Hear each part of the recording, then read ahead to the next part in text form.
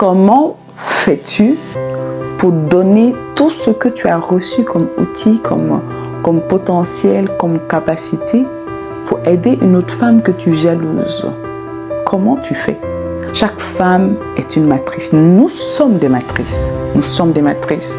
La femme est une matrice et si une matrice est broke, ce qui sort de la matrice sera aussi broke. Pourquoi est-ce un danger, un risque de ne pas être conscient de ce qu'on est vraiment? Là, je prends vraiment le cas de l'aspect physique. Ta question, elle est bienvenue. Il y a plusieurs raisons pour lesquelles c'est un risque de ne pas avoir la pleine conscience de ce que la vie nous a donné physiquement. Le premier, c'est au niveau personnel, l'insécurité. Ce sentiment d'insécurité qui va mettre en permanence une personne en mode défensif. Toujours en mode défensif. Pourquoi?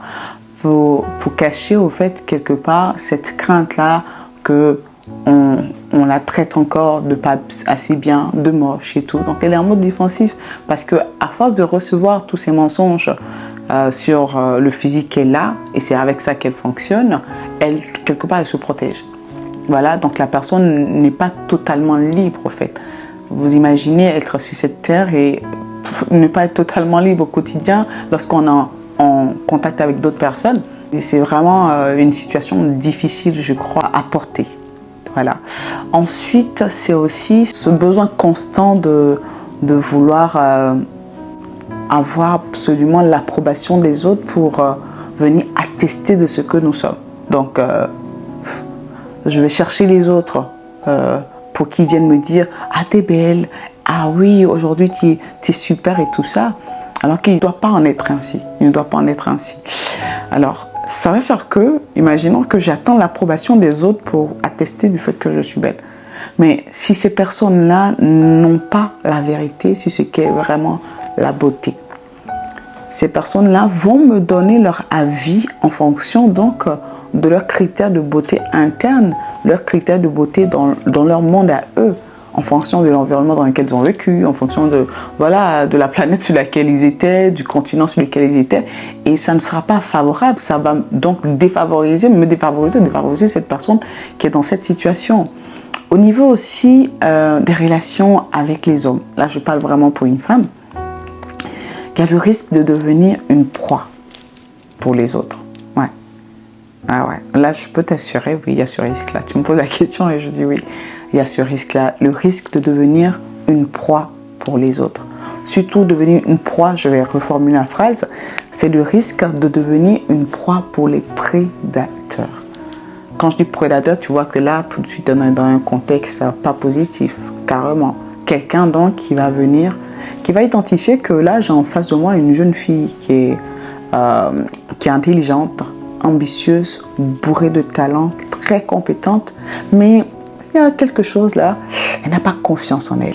Il y a cette instabilité qui est là, qui a gagné très perceptible, ou même little bit, qui est là et je vais jouer dessus. C'est celui-là qui viendra donner des éloges sur des éloges. Mais puisque tu n'as pas l'habitude d'entendre ça, tout de suite, ton âme commence à se plaire. Elle commence à prendre de la force au contact de cette personne-là.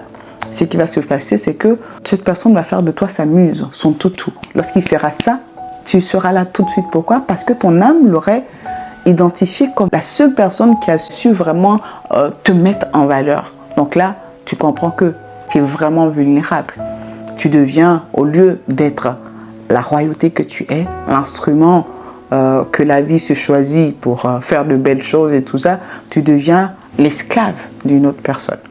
Si ça, c'est pas un danger, monsieur, dites-moi, pour moi, je pense que c'est un vrai danger. Une autre raison aussi pour laquelle j'ai dit qu'il s'agissait là d'un risque, c'est aussi au niveau de nos vies professionnelles.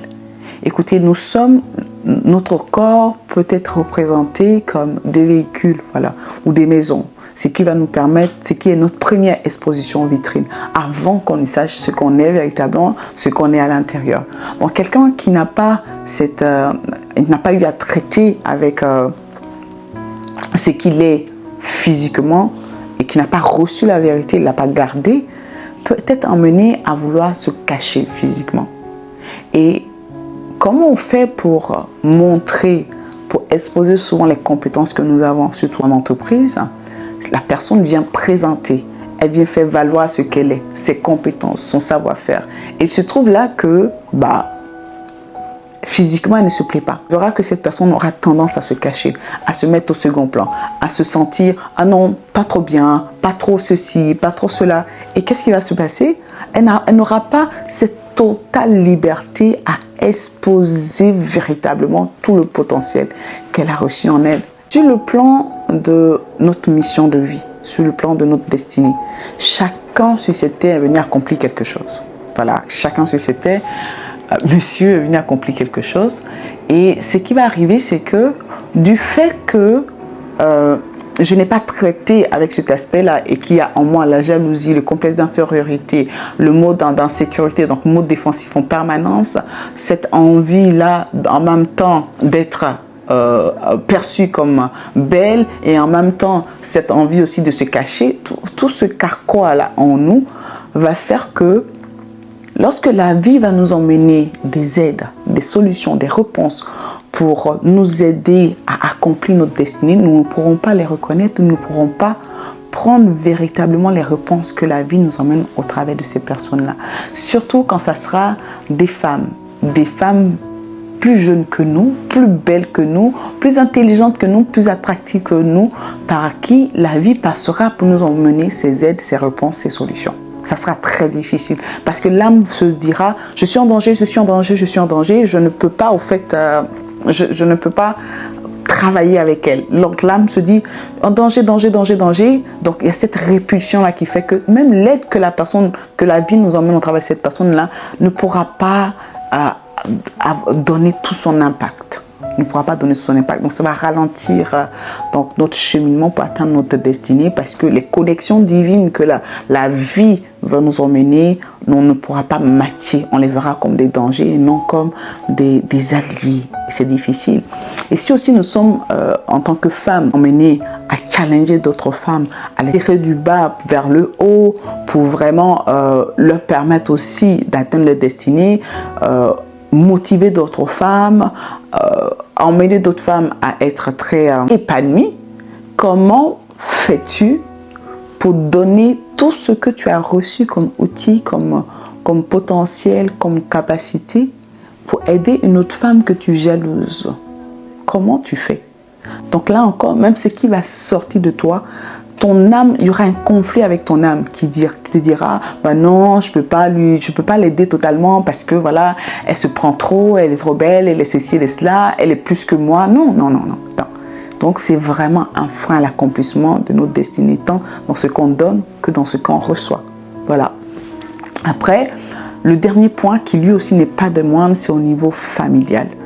Chaque femme est une matrice. Nous sommes des matrices. Nous sommes des matrices. La femme est une matrice et si une matrice est broke, ce qui sort de la matrice sera aussi broke. Si la matrice est bien portante, ce qui sortira de la matrice aussi sera bien portant. Ça, c'est une règle. Il n'y a rien à dire. Donc, vous verrez par exemple un enfant qui est né, il a à peine quelques années et il commence à manifester des complexes. Mais il se cache. Il est toujours en retrait, il n'a pas envie de se montrer aux autres. Corporellement, il est renfermé sur lui-même. Impossible pour lui vraiment de se libérer et de faire ce que les autres font. Il est toujours crispé et on se demande pourquoi. Mais la mère constate que il fait ce que je faisais quand j'étais plus jeune. Il fait comme moi. Mais il n'a jamais vécu ce que la mère a vécu. Il n'était pas là lorsqu'elle était humiliée, rabaissée, insultée pour son physique. Il n'était pas là. Mais pourtant, il est en train de manifester ce que la mère manifeste aussi. Pourquoi? Parce qu'étant la matrice, elle a porté cet enfant-là. Et elle a produit ce qu'elle était aussi. Donc on comprend donc que être aligné, accepter la vérité sur qui on est, et la saisir, marcher avec cette vérité-là, être droit dans nos bottes, est aussi déterminant et très important même pour notre progéniture. Ça leur fait gagner du temps. Ça leur permet vraiment de ne pas traîner les pas, de ne pas subir ce qu'on a subi aussi. Mais comment est-ce qu'on fait alors pour vraiment saisir cette vérité-là et marcher avec elle?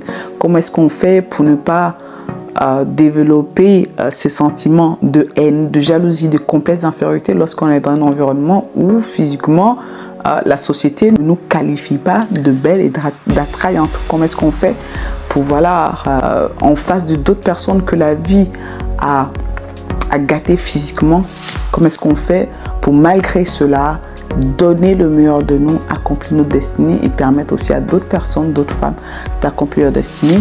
Je t'en parlerai dans la prochaine vidéo que je vais faire, donc je t'invite à rester connecté.